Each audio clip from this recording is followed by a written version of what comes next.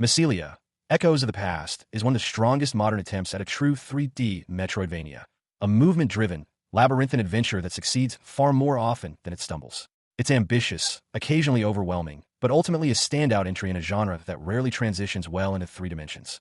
Death comes quickly because you can only withstand 3 hits, although there is a short period of invulnerability after taking damage. For example, falling into water removes 1 heart, but immediately falling into it again after respawning nearby will not cost another heart until the invincibility period ends. Healing is handled through mana, orbs that recharge by attacking enemies or striking special mana rocks. You can fully recover at save points. Upon death, you respawn at the last save point without losing any coins, which serve as the game's currency. Even better, you keep all coins collected before dying, regardless of whether you saved recently. This creates a rather strange situation where intentionally dying or quitting to the main menu can become part of your strategy. Since enemies and money rocks only respawn after death, farming currency often revolves around repeatedly clearing areas near save points.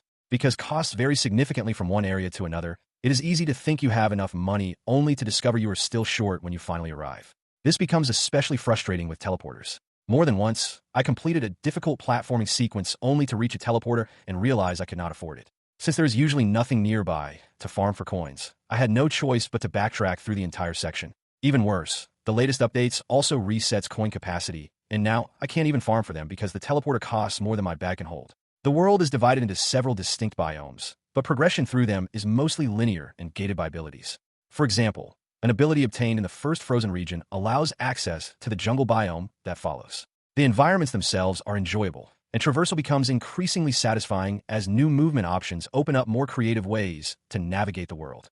Platforming is one of the game's strongest aspects. You constantly leap between distant pillars that collapse under your weight, bounce off giant mushrooms, and avoid spikes that emerge and retract in rhythm with your movements. Thanks to the steadily expanding set of traversal abilities, these challenges remain fun. While the level design occasionally looks as though it can be exploited by jumping onto pieces of scenery, progression generally feels fair. The environments are visually varied and feature a handful of unique enemy types, but the game is clearly more interested in platforming than combat. Most enemies can simply be ignored unless a force field locks you into an arena and requires every enemy to be defeated. While you can move directly toward the next biome, the broader objective involves defeating several bosses and collecting the keys they guard. A number of bugs also hurt the overall experience.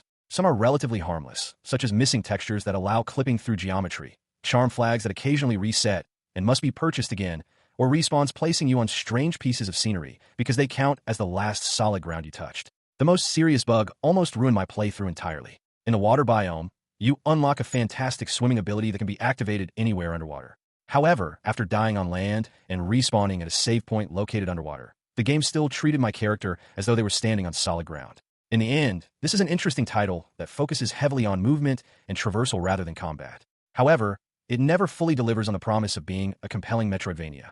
The stages are large and vertical, but exploration rarely feels rewarding because progression mostly follows a straightforward path with occasional side routes leading to collectibles. There's little reason to revisit previous areas unless you deliberately skip collectibles during your first visit and decide to return later with abilities that make those challenges easier. Unless, of course, you care about a bunch of speedrunning achievements, which are the worst idea you can have in an exploration-focused game because they are an insult to the time you decide to grant to the game. It doesn't deserve a second playthrough.